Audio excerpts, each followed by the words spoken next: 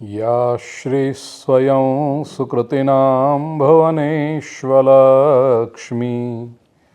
पापात्मनां कृतधियां हृदयेषु बुद्धिः श्रद्धा सतां कुलजनप्रभवस्य लज्जा तां त्वां न तास्म परिपालय देवि विश्वम् या देवी सर्वभूतेषु लक्ष्मीरूपेण संस्थिता नमस्तस्यै नमस्तस्यै नमस्तस्यै नमो नमः। ॐ शान्ति शान्ति शान्ति। આત્મીય સ્વજનો અમેરિકાની ધર્મયાત્રા ખૂબ સુંદર રીતે ચાલી રહી છે. એમાં અત્યારે શિકાગોમાં ગીતા આનંદનો મહામાર્ગ એ વિષય પર ભગવદ્ ગીતાના પહેલા અને બીજા અધ્યાય પર પ્રવચનો ખૂબ મોટી સંખ્યામાં લોકો લાભ લઈ રહ્યા છે. એ દરમિયાન આજે શિકાગોના આટલા વર્ષોની અલગ અલગ યાત્રાઓ કથા માટેની થઈ.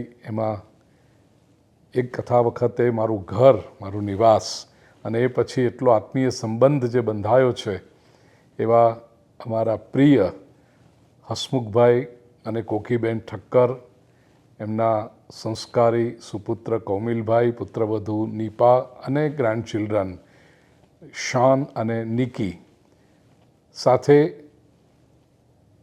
શિકાગોનું ખૂબ જ પ્રતિષ્ઠિત અને ખૂબ જ સાત્વિક, જ્યાં પૂજ્ય સંત જલારામ બાપાની ઉપસ્થિતિનો નિરંતર અનુભવ થાય છે, એ જલારામ ધામ, જલારામ મંદિર, જેમાં પણ આપણી કથાઓ, ભાગવત કથા, રામકથા થઈ છે, એ મંદિરના અગ્રણીઓ કેવળ હસમુખભાઈના જ નહીં પણ મારા પણ પોતાના સ્વજનો, ખૂબ આત્મીય એવા રાજુભાઈ, હરિવર્ધનભાઈ, અમારા બકુલભાઈ, પુત્રવધુ નીપા તો છે જ, કોકીબેન છે, મારો ખૂબ આત્મીય પરિવાર, અમારા ઘનશ્યામભાઈ અને કૃપેશભાઈ, એમાં અલકાબેન અને માયાબેન, હરિવર્ધનભાઈના શ્રીમતી, અને અલકાબેન, આ બધા જ મેં જેમ કહ્યું પ્રિય સ્વજનો કે આ મારો પોતાનો પરિવાર. અને કેટલીક જગ્યાએ જેને એમ લાગે ને કે આપણે ઘરે આવ્યા છીએ. કોકીબેનને હું હસભગથી કહી શકું કે પ્રસાદ આજે આ કરજો, એવી આત્મીયતા. ત્યાં બેસીને પ્રાર્થના કરી એટલે તરત જ અમારા બકુલભાઈએ તો કીધું ચાલો પ્રસાદ લેવા માટે. પણ ઇંગ્લિશમાં અહીંયા જેમ કહેવાય કે we have to earn our bread. તૈયારી તો હસમુખભાઈ અને કોકીબેને બધી કરી જ છે, પણ we have to earn our bread. થોડોક સત્સંગ કરીએ. 3 કલાક 3.5 કલાકનું પ્રવચન કરીને આવ્યો છું એટલે કંઠમાં પણ એ હોય, પણ ક્રમ છે આપણો કે નિરંતર સત્સંગ કરતા રહેવું.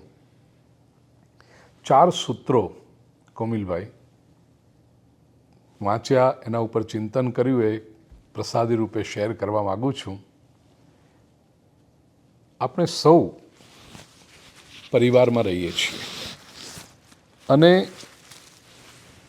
એક પારિવારિક ભાવના સતત રહે, કારણ કે ભારતીય સંસ્કૃતિએ કુટુંબને બહુ મહત્ત્વ આપ્યું છે. વર્લ્ડ ઓવર લોકો સ્વીકાર કરે છે કે family is a basic unit of the society or a nation.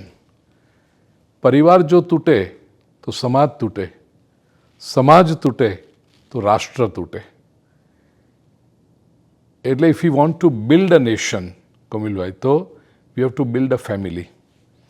જ્યાં સ્ટ્રોંગ ફેમિલી હોય એ જ રાષ્ટ્ર પણ સ્ટ્રોંગ બની શકે, એ સંસ્કૃતિ સ્ટ્રોંગ બની શકે, એ ધર્મ સદીઓ સુધી, સહસ્રાબ્દીઓ સુધી, મિલેનિયમ સુધી ટકી શકે. સનાતન વૈદિક સંસ્કૃતિ કેમ આટલા વર્ષો સુધી ટકી? વિશ્વના રિસર્ચ સ્કોલર્સ કહે છે કે this is the oldest consistently surviving culture in the world. બાકી કાળના પ્રવાહમાં કેટલી બધી સંસ્કૃતિઓ આવીને જતી રહી, ભૂંસાઈ ગઈ, પણ આપણો સનાતન ધર્મ, સનાતન વૈદિક સંસ્કૃતિ ટકી એનું કારણ પરિવાર આપણા બહુ મજબૂત રહ્યા. Joint family. હું કથામાં કહેતો હતો કે હવે ફેમિલીનો કોન્સેપ્ટ પણ એટલો સંકુચિત થતો જાય છે, એટલો નેરો થતો જાય છે. કોઈને પણ પૂછો કે તમારું ફેમિલી એટલે, તો કે me, my wife, my kids and my pet, my doggy. એટલે ફરીવાર પૂરો થયો. જે પેરેન્ટ્સ હોય એ પણ કે નો, પેરેન્ટ્સ તો એમના ઘરે છે, I am going to visit my parents. આ કેટલું ભાષામાં આપણને ઘણી વખત લાગે કે આ તો સહજ છે, પણ પરિવારમાં માતા પિતાને મળવા જવાનું હોય ક્યાંક, માતા પિતાની સાથે, હા, કેરિયર માટે, બિઝનેસ માટે એવી કોઈ પ્રેસિંગ નીડ ઊભી થાય અને તમારે જુદા શહેરમાં રહીને જોબ માટે કેમ જવું પડે તો એ વસ્તુ જુદી છે. પણ હું કહેવાનો આશય, સ્ટ્રોંગ ફેમિલી કેવી રીતે બને? 4 સૂત્રો હરિવર્ધનભાઈ મળ્યા છે જે શેર કરું. જે ઘરમાં મોટા નરમ અને નાના પણ નરમ, એ ઘરના શુભ કરમ. મોટાય નરમ હોય અને નાનાય નરમ હોય, એટલે એટલું સરસ ઇન્ટરેક્શન થતું હોય, કોઈ ઊંચા અવાજે બોલતું ન હોય અને એકબીજાને આંખના ઈશારાઓ સમજી જતા હોય, તો એ જ્યાં હોય, પડ્યો બોલ ઝીલી લેવાતો હોય વડીલોનો, એ ઘરના શુભ કરમ. ખરેખર પિતૃઓના કેટલા આશીર્વાદ હોય, ભગવાનની કેટલી કૃપા હોય, સંતોના કેટલા આવાગમનને ઉપદેશોની અસર હોય, ત્યારે એ ઘરમાં મોટા પણ નરમ અને નાના પણ નરમ, એ ઘરના શુભ કરમ. બીજું એવું છે કે જે ઘરમાં મોટા ગરમ અને નાના નરમ, એ ઘરમાં છે શરમ. મોટા ગરમ હોય, કદાચ ઉકળી જાય, કદાચ ઊંચા અવાજે બોલે, ઠપકો આપે, પણ નાના નરમ. આપણે નાના તો એવું હતું ને, દર વખત કે આપણું ધાર્યું ન પણ થાય. હા રાજુભાઈ, એ વખતે વડીલો ધમકાવે, માં ઠપકો આપે, બાપા કદાચ એકાદ લગાવીએ દે, પણ છતાં આપણને શું લાગે કે ભાઈ મોટા છે, એ જે કરે છે આપણા સારા માટે કરે છે. 2 આંસુ પાડી દઈએ, ન ગમે એવું પણ બને, રિસાઈ પણ જઈએ, પણ અલ્ટિમેટલી પાછું મારા પિતા છે, મારી માં છે. તો આ ઘરમાં છે શરમ. વડીલોને સામે જવાબો આપવામાં ના આવે, પણ એમની વાતો સાંભળી લેવામાં આવે, એ ઘરમાં છે શરમ. જે ઘરમાં મોટા નરમ અને નાના ગરમ, એ ઘર છે બેશરમ. મોટા બિચારા મૂંગા થઈને બેસી રહે અને નાના બૂમાબૂમ કરતા હોય અને મોટા જવાબ પણ ના આપી શકે. પપ્પા ત્યાં બેસી જાઓ, મમ્મી તમારે કિચનમાં નથી આવવાનું, હું તમને શાક સમારવા આપું છું, ખાલી શાક સમારી લો, આમ કરી નાખો, વોશિંગ મશીનમાં કપડાં ધોઈ ગયા તો ડ્રાયરમાં નાખી દો. અને હા બેટા, હા બેટા, હા બેટા. મોટા નરમ અને નાના ગરમ, એ ઘર છે બેશરમ. એમ સમજો કે વડીલોએ ત્યાં એ ઘરની લાજને હજી ઢાંકી રાખી છે, કારણ કે નાના લોકોનું જે દુર્વર્તન છે, ખરાબ વર્તન છે, એ વડીલો સહન કરે છે. છાને ખૂણે બેસીને કદાચ રડીએ લેતા હશે, એમનું હૈયું તો અંદરથી સતત રડતું હશે. શું કરીએ, કેમ કરીએ, સમાજની ડર છે, એટલા માટે આ બધું ઇજ્જતના ઢાંકી રાખવું પડે છે, પણ એ ઘર છે બેશરમ.